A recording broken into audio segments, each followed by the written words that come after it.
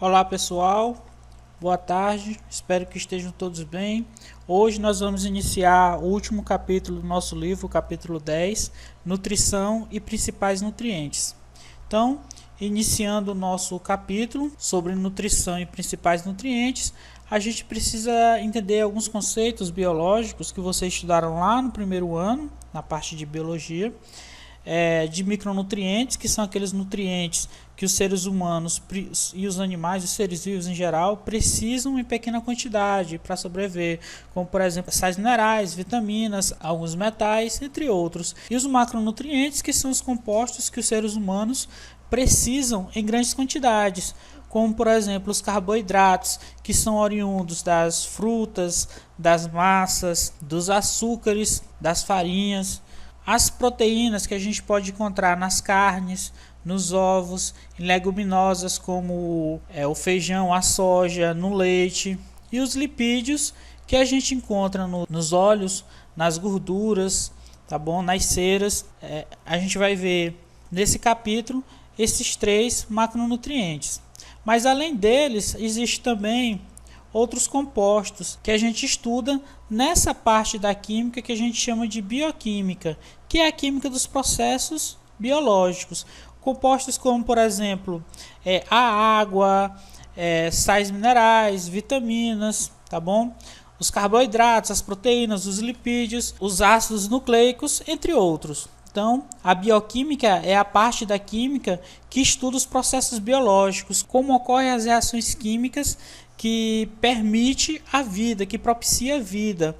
Qual é a composição dos seres vivos, de que os seres vivos são compostos e algumas atividades, algumas reações importantes que acontecem nos seres vivos, processos metabólicos, como por exemplo a respiração. Então as proteínas, que são moléculas gigantes, que representam o principal componente das células, depois da água, claro. A água, como a gente já viu, ela está presente em maior quantidade nos seres vivos. Então, depois da água, a gente tem maior quantidade as proteínas, que são polímeros naturais, moléculas gigantes compostas por monômeros que vão se organizando numa estrutura lógica para caracterizar cada proteína. Tem a função estrutural, a função catalisadora, anticorpos, hormônios, entre outras funções. É o constituinte básico da pele, dos músculos, tendões, do nervo, do sangue, entre outros. Aí a gente tem a classificação das proteínas de acordo com suas funções biológicas. Então, a gente tem as proteínas estruturais que participam da constituição do organismo, como por exemplo, o colágeno, presente nos ossos, nas cartilagens, em tendões e na pele. A queratina, que é abundante nos pelos, nas unhas e no cabelo. As proteínas com função de transporte, como por exemplo a hemoglobina, que transporta o oxigênio no sangue, o citocromo C, que é responsável por ceder elétrons em oxirredução intracelular, as proteínas de armazenamento, como a albumina no ovo, as proteínas regulatórias, como a insulina, e o hormônio do crescimento.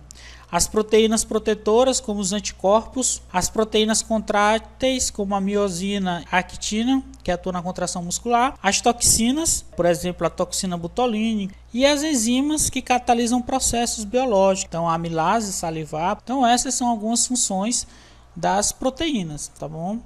As proteínas, pessoal, são polímeros naturais, tá bom? Constituídos de aminoácidos. Então, o monômero das proteínas são os aminoácidos. Na natureza existe cerca de 20 aminoácidos que vai formar todas as proteínas existentes. Então, como o nome já diz, os aminoácidos apresentam um grupo amina e um grupo ácido carboxílico, não é isso? Então, o grupo amina é representado por NH2 e o grupo ácido carboxílico é representado por C-OH. Então todos lembrados disso, né? Então, pessoal, a estrutura do aminoácido, a gente vai ter uma cadeia carbônica. Na extremidade dessa cadeia a gente vai ter o grupo carboxila e no carbono 2 a gente vai ter o grupo amina, tá bom? E o que vai diferenciar os diferentes tipos de aminoácido é como como é a cadeia a partir desse carbono 2. Se tem outro carbono 3, se está ligado a hidrogênio, como é que está essa cadeia a partir desse carbono aqui, tá bom? Então, no carbono 1, carbono 2, carbono 3. Quando o aminoácido está ligado no carbono 2, a gente chama de alfa-aminoácido.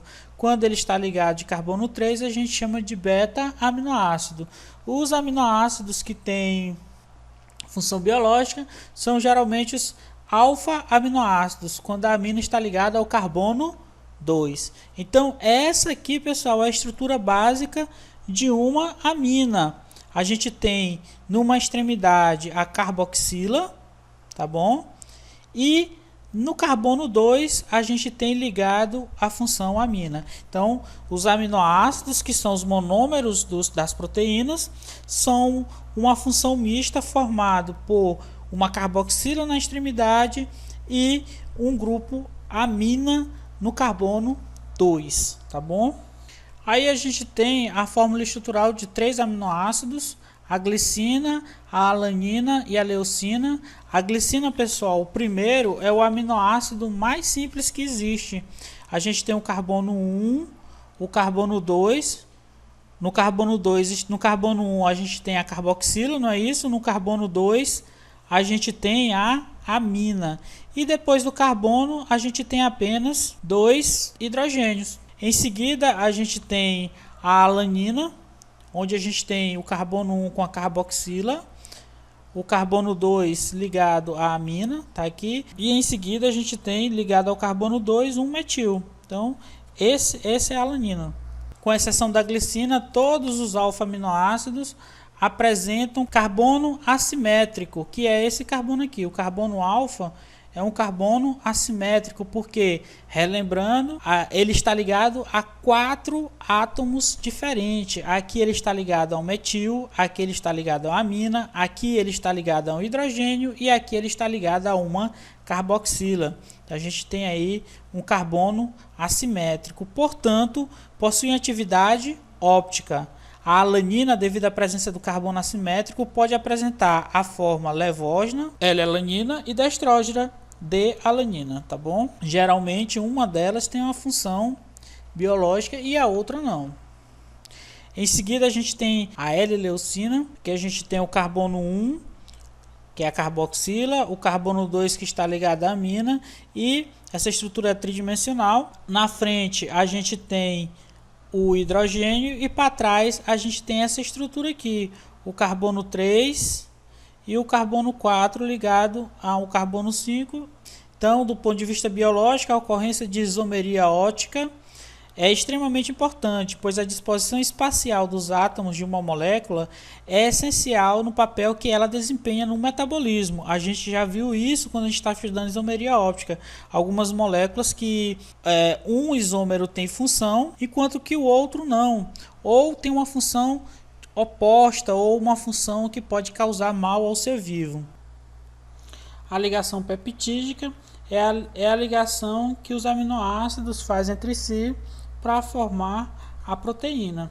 Então, essa ligação ela vai ocorrer entre a hidroxila do ácido e um hidrogênio da amina. Então, a reação que vai acontecer entre a hidroxila do ácido e o hidrogênio da amina e vai liberar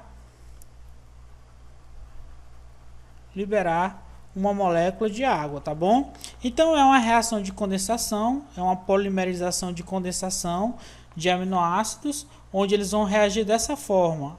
Uma hidroxila, vamos representar aqui para ficar mais fácil. Então a gente tem um radical ligado ácido carboxílico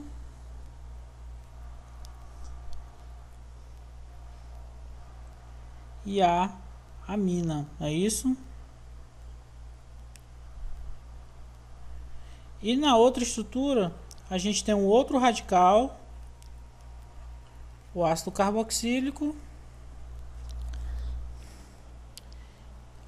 Aqui a gente tem a outra amina, tá bom? Hidrogênio aqui. Então a gente tem 2 aminoácidos. Como é que vai acontecer essa reação? Vai acontecer da seguinte forma: a hidroxila da carboxila de um aminoácido vai se ligar ao hidrogênio de do outro aminoácido, o hidrogênio ligado à amina do outro aminoácido. Isso aqui vai liberar uma molécula de água, não é isso? E vai formar essa ligação aqui.